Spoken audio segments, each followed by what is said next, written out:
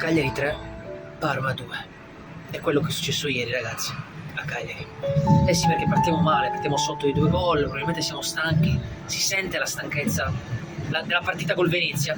Il Parma è più lucido e questo si vede perché il Parma va meritatamente in vantaggio di 2 gol. Finisce il primo tempo, 2-0 per il Parma. Non può finire così, non può finire così un sogno in uno stadio pieno così a casa nostra il giorno del nostro compleanno.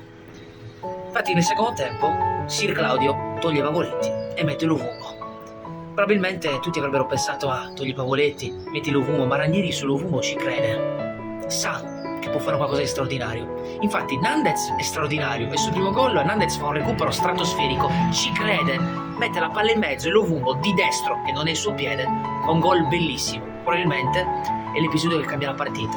Calcio di rigore ancora su Lovumbo che crede in se stesso.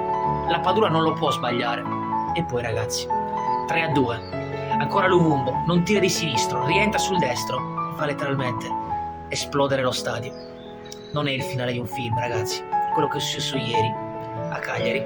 3-2, zitto Lovumbo, forse l'uomo che nessuno si aspettava che potesse rialzarci. 3-2, le lacrime di Ranieri per un qualcosa di straordinario. Non è il finale di un film, eppure realtà, perché la partita ieri ci insegna che forse per una notte l'impossibile può diventare possibile.